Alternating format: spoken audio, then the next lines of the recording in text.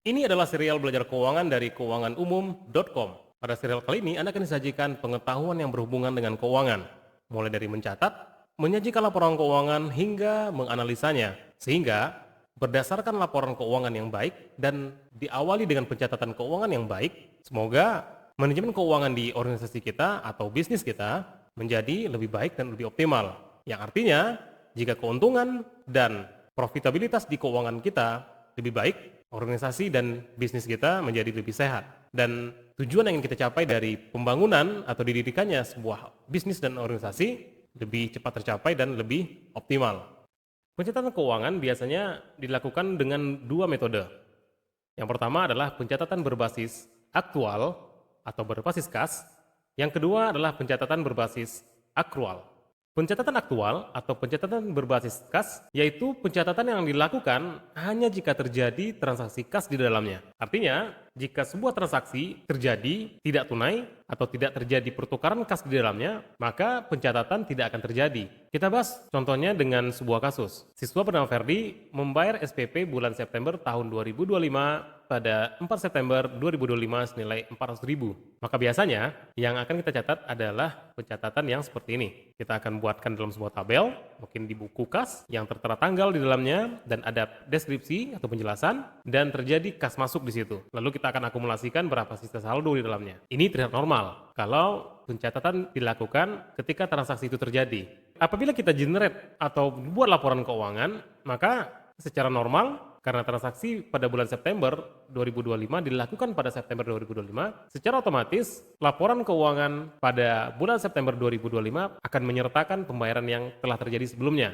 Dan itu bagi kita mungkin normal-normal saja. Timbul pertanyaan, bagaimana jika SPP September 2025 yang harusnya dibayar pada September 2025 dibayar lebih cepat? Contohnya dibayar pada bulan Agustus tahun 2025. Atau sebaliknya, harusnya SPP September 2025 dibayar pada September 2025 pastinya, tapi malah justru dibayar terlambat. Misalnya pada bulan Oktober tahun 2025. Maka laporan keuangan akan kita dapatkan seperti ini. Artinya, jika pembayaran pada bulan atau SPP pada September 2025 dibayarkan pada bulan Agustus, maka pencantuman pendapatan akan diakui pada bulan Agustus tahun 2025. Begitu juga sebaliknya. Harusnya pendapatan yang didapatkan pada September 2025 dicatat pada Oktober tahun 2025. Sekali lagi, kenapa itu bisa terjadi? Karena SPP yang dibayarkan tidak dibayar pada bulan yang seharusnya. Dibayar lebih cepat pada bulan Agustus atau justru dibayar lebih lambat pada Oktober 2025. Karena terjadi ketidaksinkronan tersebut, terjadi kesulitan dalam menganalisa laporan keuangan, maka dibuatlah metode pencatatan yang lain yang dinamakan dengan pencatatan akrual. Pencatatan akrual dilakukan pada saat terjadinya transaksi, walaupun belum terjadi perpindahan uang. Nah, biasanya pencatatan akrual dicatat dengan penjurnalan berdasarkan akun-akun yang sesuai. Kita langsung masuk ke studi kasus.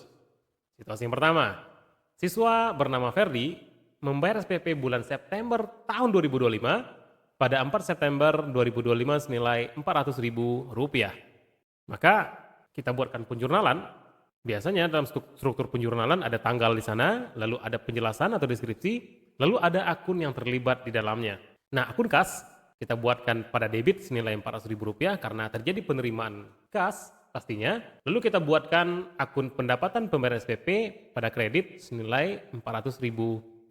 Kita akan masuk ke situasi yang kedua, yaitu siswa yang bernama Ferdi membayar SPP bulan September tahun 2025 pada 4 Agustus tahun 2025 senilai Rp400.000. Artinya, pembayaran yang terjadi yang harusnya diakui pada September tahun 2025 justru dibayar lebih cepat. Maka pada kasus ini akan terjadi dua model pencatatan. Yang pertama, pencatatan berbasis kas, tentu terjadi penerimaan kas di dalamnya pada bulan Agustus, tepatnya pada 4 Agustus tahun 2025, lalu kita debitkan pada pendapatan SPP atau pendapatan pembayaran SPP dibayar di muka. Artinya, pada Agustus tahun 2025, pendapatan belum diakui, sehingga ketika kita buatkan laporan keuangan, tidak akan terjadi pendapatan SPP September 2025. Jika sudah masuk pada periode September tahun 2025, barulah pendapatan SPP 2025 diakui senilai Rp400.000. Nah, kita catat seperti ini. Anggaplah kita akui pendapatan pada 1 September 2025, seperti deskripsi pembayaran SPP September 2025 oleh Ferdi.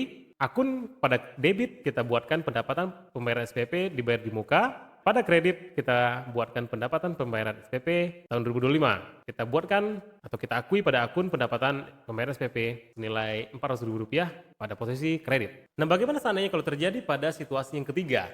Siswa bernama Ferdi membayar SPP bulan September tahun 2025 pada 4 Oktober tahun 2025 senilai Rp400.000. Artinya, pembayaran SPP dilakukan terlambat.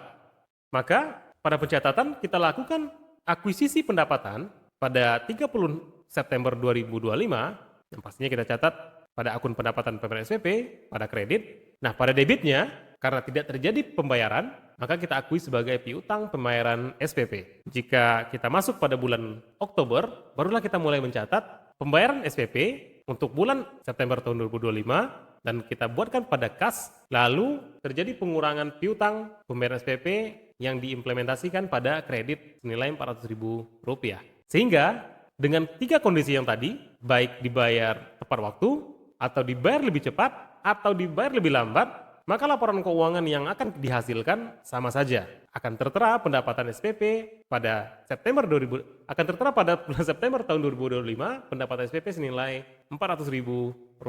Nah, keuanganumum.com mencatat keuangan untuk organisasi kalian menggunakan pencatatan akrual. Selanjutnya kita akan bahas tentang jurnal keuangan, seninya keuangan.